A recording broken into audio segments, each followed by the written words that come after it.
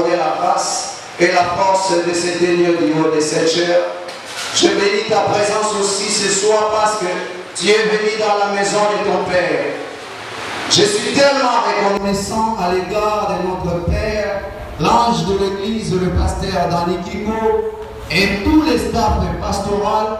Je témoigne mes sincères gratitude à leur égard. Je suis vraiment reconnaissant pour votre encadrement et formation. Papa Niki, Papa José, Papa Jonas, Papa Michel, merci pour la formation.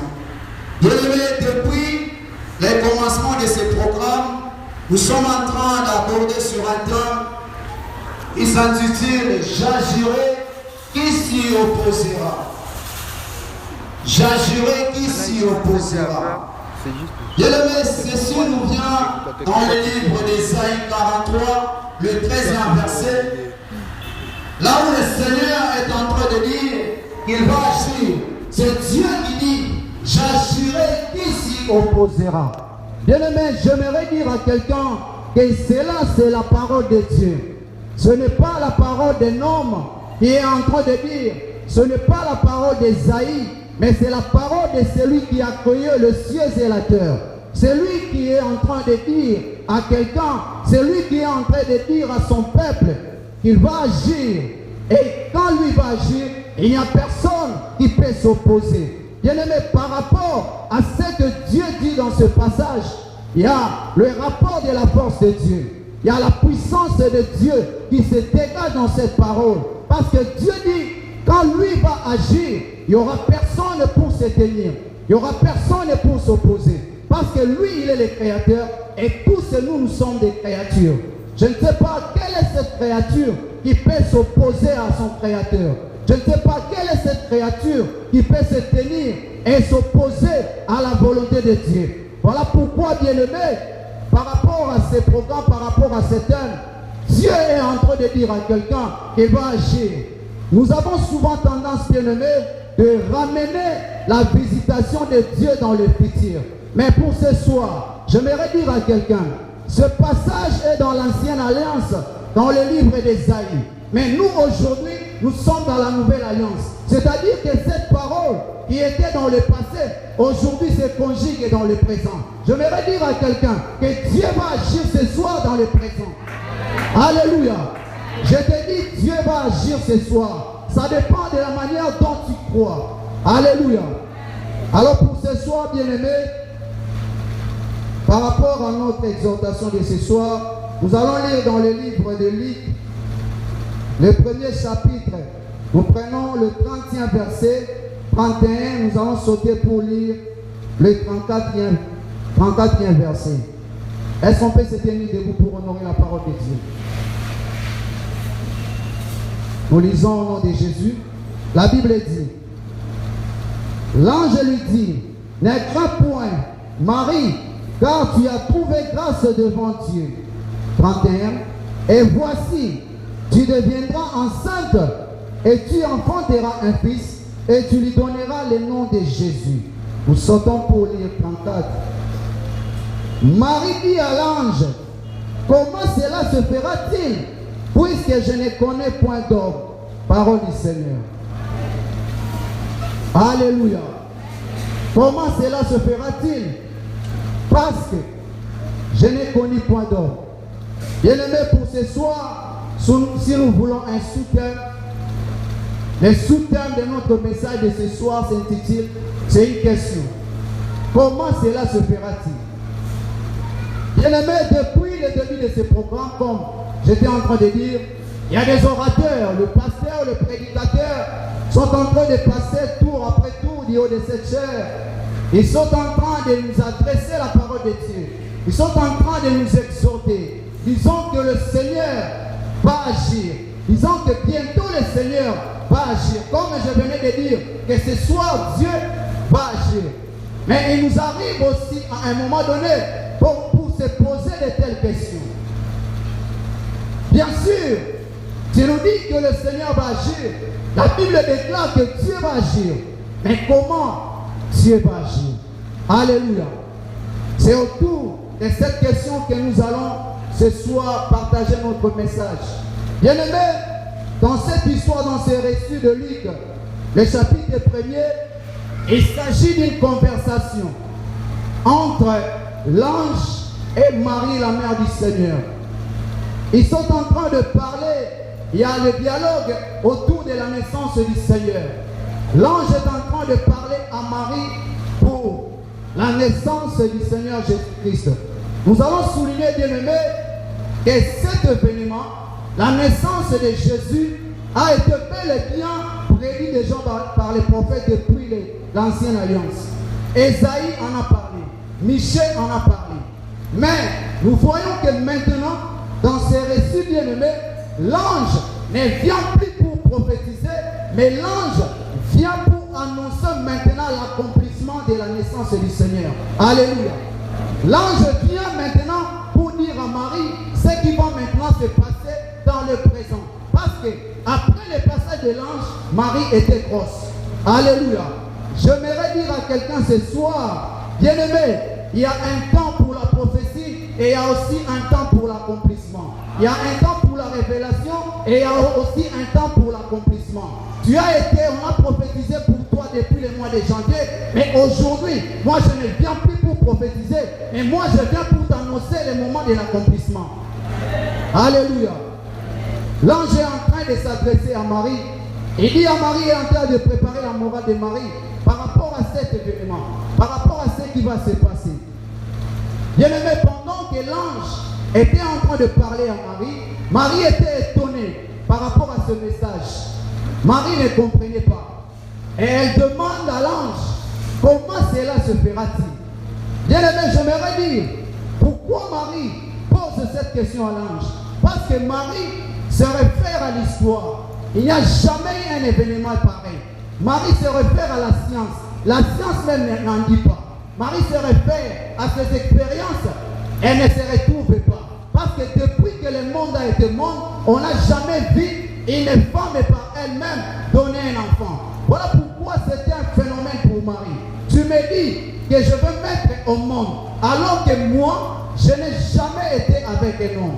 Marie oublie que bien-aimé, le Tout-Puissant, qui lui adresse cette parole, est capable de commencer avec elle une histoire qui n'a jamais existé. Ça peut commencer par Marie. J'aimerais dire à quelqu'un ce soir, Dieu va commencer une histoire avec toi, une histoire qui n'a jamais existé. J'aimerais te dire, bien-aimé, que ce soir, Dieu va te visiter. Il va faire avec toi ce que le monde n'a jamais connu. Dieu va faire avec toi ce que tes expériences et tes connaissances ne connaissent pas. Alléluia. Marie est étonnée pour le message que l'ange lui adresse. Parce que bien aimé, c'est un phénomène. C'est quelque chose de surnaturel. Comment une femme, par elle-même, peut donner un enfant? J'aimerais dire à quelqu'un que notre Dieu est capable de tout. Il n'y a rien qui est impossible à Dieu. Il est capable de tout, bien-aimé. Alléluia. Bien-aimé, par rapport à cette question, nous allons voir trois choses. Il y a des gens même parmi nous ce soir, pendant que nous sommes en train de parler pour la part de Dieu, que Dieu va agir. Il y en a même qui sont en train de se poser des questions, de savoir comment cela va se passer. Quand tu regardes ta situation, quand tu regardes ta pauvreté, quand tu regardes le poids de ton âge, tu te poses aussi cette question. Comment cela va se passer? Comment Dieu va agir? Bien-aimé, j'aimerais te dire que derrière cette question de Marie se cachent trois choses. Derrière cette question de Marie se cachent trois vérités. La première vérité, c'est l'intelligence de Dieu. La deuxième vérité, c'est la puissance de Dieu. La troisième vérité, c'est la gloire de Dieu. Alléluia. Bien-aimé, l'intelligence de Dieu se cache derrière cette question que tu es en train de te poser. Pendant que tu es en train de te poser cette question, et comment Dieu va agir dans ma vie en regardant ta situation, j'aimerais te dire que tu cherches à sonder l'intelligence de Dieu, alors que notre Dieu est insondable.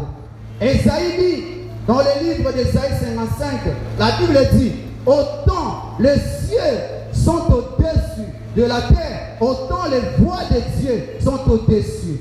Autant les pensées de Dieu sont au-dessus de nos pensées. J'aimerais dire à quelqu'un que l'intelligence de Dieu est limitée. L'homme et toi, tu as une intelligence limitée, mais notre Dieu n'a pas une intelligence limitée. Lui, il a une intelligence illimitée. Là où pour toi, tu te dis 1 plus 1 égale à 2, Dieu a sa manière de dire. Il peut dire que 1 plus 1 égale à 1, ou soit tu peux dire que 1 plus 1 égale à 2000. Il est Dieu parce qu'il est illimité. J'aimerais te dire, bien-aimé, que l'intelligence de Dieu est illimitée. Tu calcules ta vie par rapport à quoi? Tu t'attends à être visité par Dieu, par ton intelligence. Non, bien-aimé, tu vas échouer. Parce que notre Dieu, quand tu l'attends à droite, il peut agir à gauche. Quand tu l'attends à gauche, il peut agir à droite. J'aimerais te dire que notre Dieu est capable de te faire voyager en Europe par les chemins de Kimbinga. Il est capable, bien-aimé, de te faire voyager à Kimbinga par les chemins de l'Europe. Il est illimité, bien-aimé. Alléluia. Notre Dieu a une intelligence illimitée. Pendant que pour les hommes sont limités à calculer la ménopause à 45 ans. Mais notre Dieu calcule la ménopause jusqu'à 95 ans. Parce qu'il a une intelligence illimitée. J'aimerais dire à quelqu'un, ne crains rien parce que Dieu est illimité et il est le Tout-Puissant. Alléluia. Bien-aimé, l'intelligence de Dieu est illimitée. Quand tu te réfères à ce que Dieu est illimité, tu ne peux pas avoir peur. Parce que si tu calcules ta vie selon les calendriers des hommes, j'aimerais te dire, les calendriers des hommes fonctionnent avec l'intelligence des hommes. Mais Dieu a son calendrier qui fonctionne avec son intelligence. Notre Dieu est illimité. Alléluia. Bien-aimé, Dieu est capable de tout. Il a sa manière de parler. Il a sa manière d'agir. Il a un langage exceptionnel. Il a ce plan. Pendant que Saoul était en train de chercher les ânesses perdues de son père, son père avait perdu des ânesses et il envoie son fils Saoul pour aller chercher les ânesses. Et Saoul s'est déplacé avec un serviteur pour la recherche des ânesses. Pendant qu'ils étaient en train de chercher, il y a quelqu'un qui leur a dit, il y a un homme de Dieu quelque part. Il s'agissait de Samuel. Ils ont dit, allons consulter cet homme de Dieu pour savoir où se trouvent les ânesses qui sont perdues. Bien-aimé, notre Dieu est capable de tout. Pendant que Saoul était en train d'aller vers Samuel, les consulter pour chercher si Samuel peut les orienter pour retrouver les ânesses qui sont perdues. Mais Dieu, par rapport à son intelligence, savait que Saoul se dirigeait vers Samuel pour être loin comme roi. Saoul se dirige vers Samuel, fatigué, désespéré, attristé, parce que les ânesses ne se retrouvaient pas. Pendant qu'il se présente devant Samuel, alors que Samuel était déjà révélé par Dieu. Et il y a quelqu'un qui vient, et toi tu vas le oindre comme le chef de mon peuple. Bien-aimé, j'aimerais te dire, tu es fatigué, attristé, accablé, n'abandonne pas. Reste toujours avec Dieu. Ce que Dieu fera avec toi, tu n'as pas l'idée de comprendre parce que ton intelligence est limitée. Alors que Saoul se dirige vers Samuel, bien-aimé, il était allé pour la recherche des ânesses perdues. Il va là-bas, il se voit avec Samuel. Après la conversation avec Samuel, Saoul qui était entré, un Saoul simple, ressort un Saoul roi. J'aimerais dire à quelqu'un, peut-être que ce soir, tu es venu une femme simple, mais tu vas sortir en ce lieu, une femme avec un titre. Peut-être que ce soir, tu es venu un homme simple, mais tu vas sortir en ce lieu, un homme avec un titre, parce que tu seras surpris de ce que Dieu va acheter ce soir. Notre Dieu est capable. Il ne faut pas avoir peur, bien-aimé. Il ne faut même pas douter de la parole de Dieu. Quand il dit et il agira, il va agir.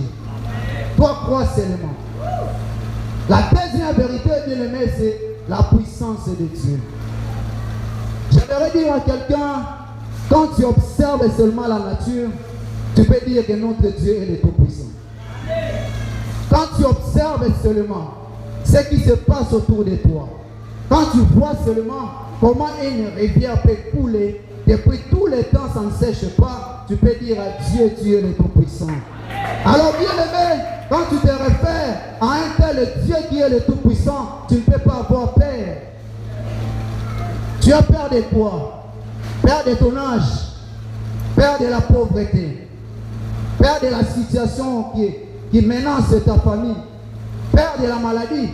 Bien aimé, si tu as peur de la maladie, j'aimerais te dire que celui qui t'a créé est le Tout-Puissant. Un jour lui-même, il a déclaré: tout pouvoir m'a été donné dans les cieux, sur la terre et sous la terre. Il règne au-dessus de toutes les choses. Et la troisième vérité, bien aimé, c'est la gloire de Dieu. Dieu fait toutes les choses pour sa gloire premièrement. C'est pour sa gloire. Un jour, Jésus, devant un aveugle-né, Jésus a opéré un miracle à un aveugle. Avant ce miracle, il y a quelqu'un qui lui a posé la question de savoir: Maître, qui a péché pour que cet enfant soit né aveugle? Mais Jésus avait dit: non, il n'y a personne qui a péché, mais il est ainsi pour la gloire de Dieu. J'aimerais dire à quelqu'un: ta situation est pour la gloire de Dieu. Ce que toi tu es en train de déplorer pour la gloire de Dieu. Tu te plains par rapport à une situation. Ce soir, j'aimerais t'informer que c'est pour la gloire de Dieu.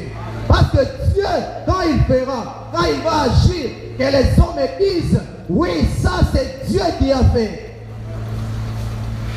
Quand Dieu va agir, quand les hommes vont te regarder, yeto yete, est-ce qu'elle aussi pourrait se marier? Tu diras: c'est la gloire de Dieu.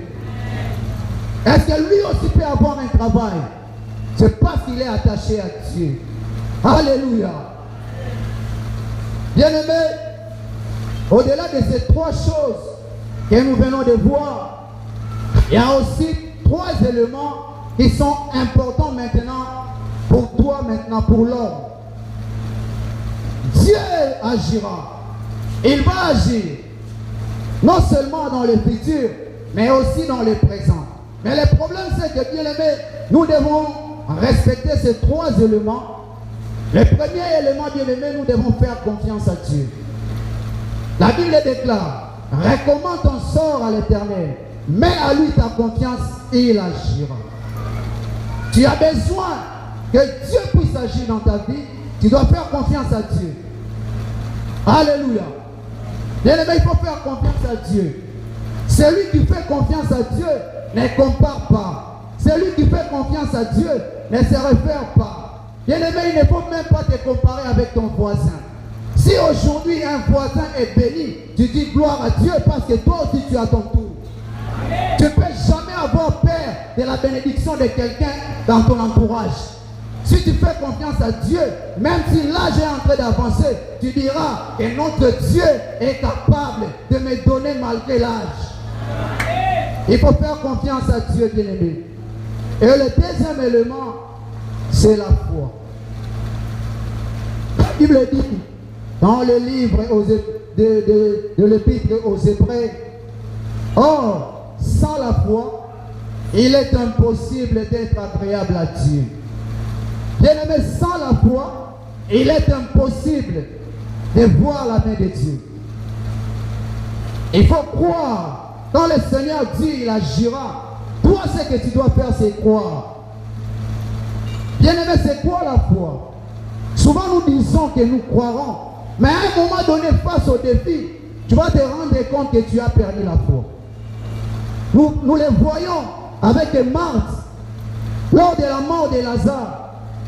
Pendant que le Seigneur est arrivé, Marthe est allée à la rencontre du Seigneur pour donner l'information à Jésus. Il dit à Jésus: si tu étais là, peut-être que tu aurais fait quelque chose. Pendant que le Seigneur était en train d'exhorter à Marthe qu'il est capable non seulement de le ressusciter au dernier jour, mais même présentement de le faire, Marthe a accepté.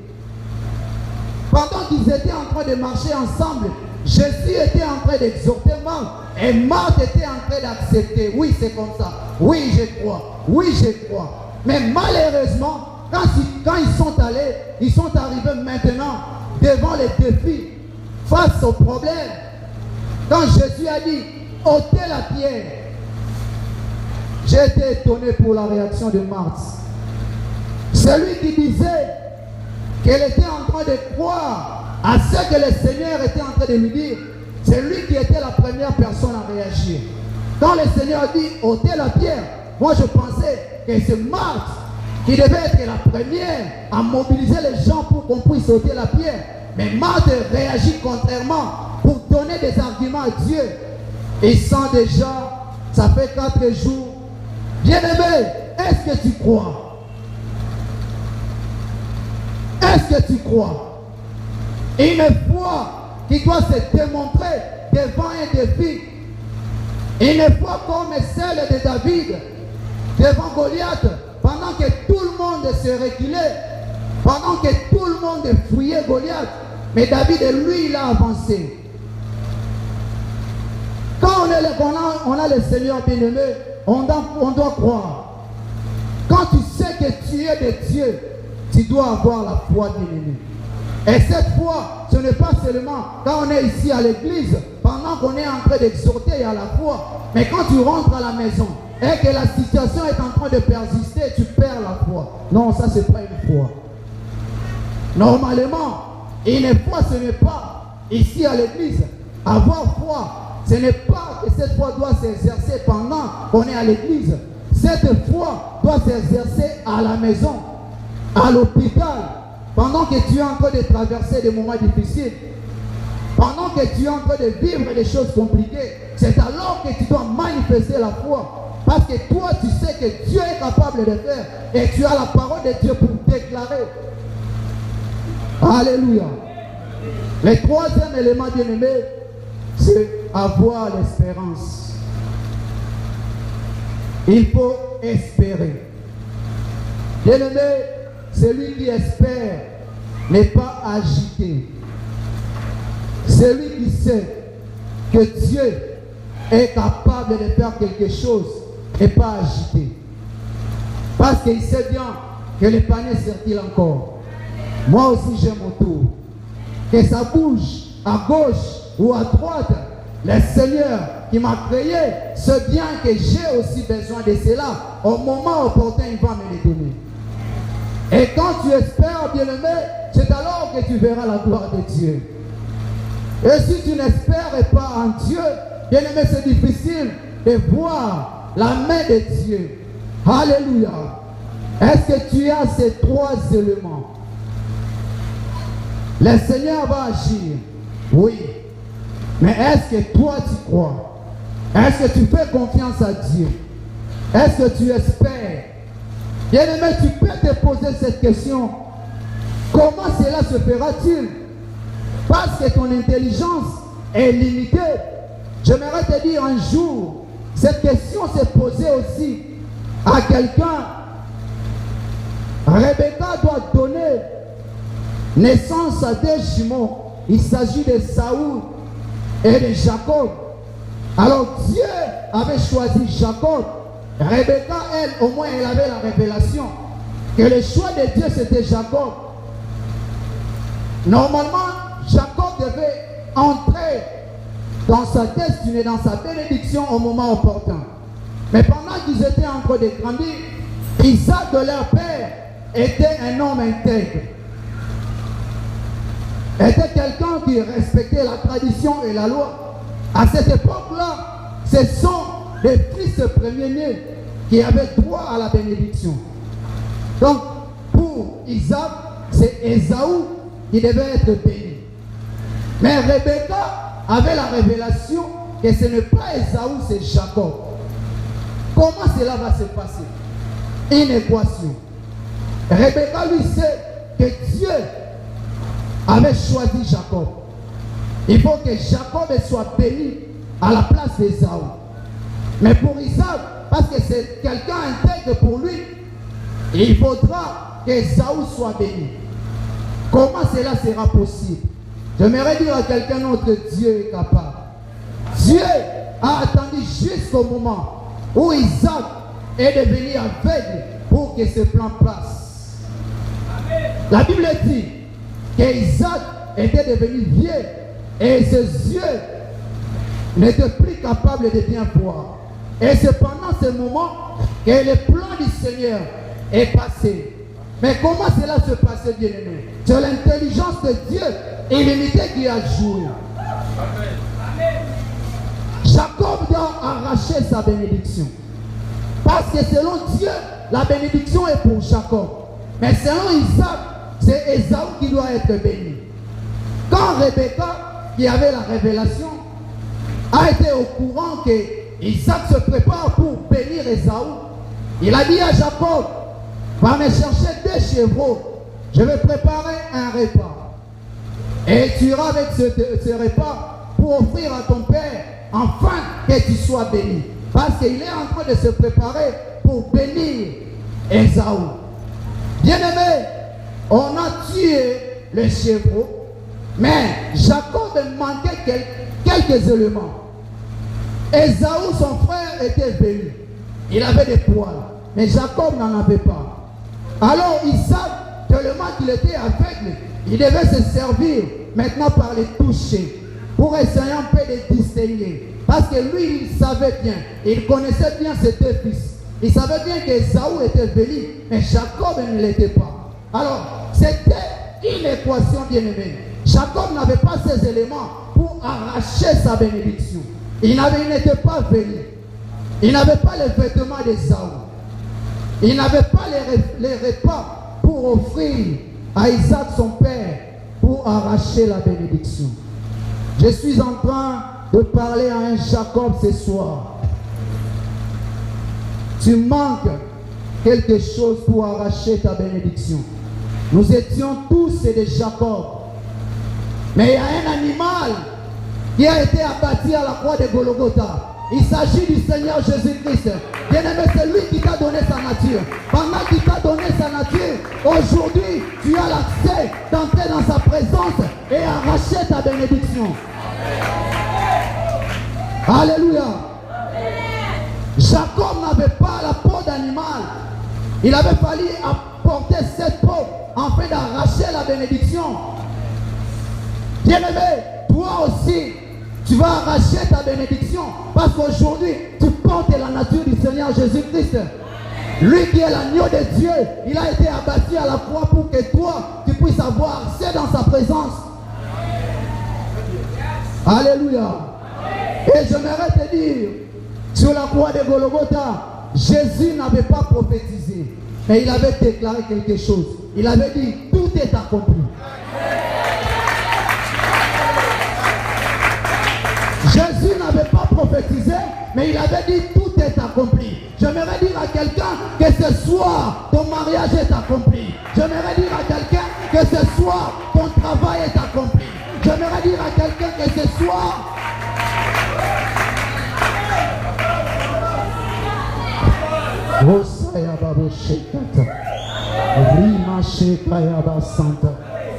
Alléluia. Alléluia. Tu as perdu quoi? Jésus est là. Alléluia. Il a tout accompli à la croix pour toi, bien-aimé. Il a tout accompli pour toi à la croix. La Bible déclare que tout ce qui est né de Dieu triomphe. J'aimerais dire à quelqu'un que tu es la tête et non la queue, parce que le Seigneur a tout accompli à la croix.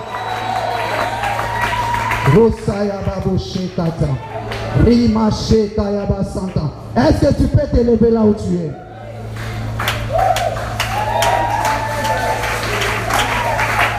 Alléluia. Alléluia. Je te dis, quand l'ange était en train de parler à Marie, c'est comme j'avais dit au début, il n'annonçait pas une prophétie, mais il était en train d'annoncer ce qui doit s'accomplir. Et ce soir, moi aussi, je ne prophétise pas. Je suis en train d'annoncer ce qui doit s'accomplir dans la vie de quelqu'un. Alléluia. Il y a quelque chose qui va s'accomplir ce soir. Dans le nom de Jésus. Alléluia. Parce que nous avons le Seigneur qui est vivant.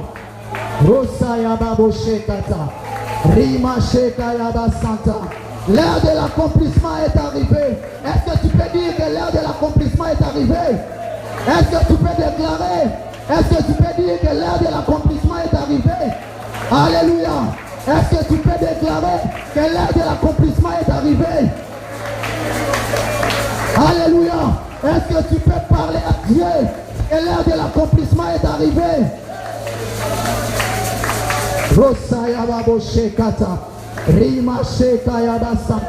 Alléluia. Est-ce que tu peux prier? Est-ce que tu peux déclarer l'heure de l'accomplissement est arrivée? J'aimerais que ce soir Dieu fasse quelque chose pour ta vie. Prie bien-aimé au nom de Jésus.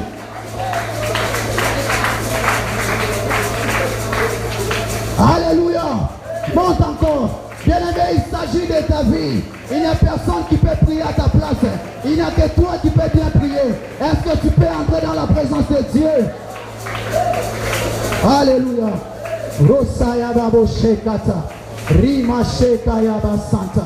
Alléluia. Le Seigneur est tout puissant. Alléluia. Jésus est vivant. Alléluia. Eya basanta ya baba. Rosaya babo shekata. Rima shekaya basanta. Nous avons un Dieu tout puissant. Nous avons un Dieu tout puissant. Quand il dit qu'il va agir, il va agir au nom de Jésus. Au nom de Jésus. Au nom de Jésus. Et ce soir, j'aimerais dire à quelqu'un que Dieu va faire quelque chose. Au nom de Jésus. Alléluia. Rosaya babo shekata. Rima shekaya basanta. Eya basanta ya baba. Rosaya babo shekata. Rima shekaya basanta. Rondo bosaya babo shekata. Alléluia. Jésus est là. Jésus est là. Jésus est là.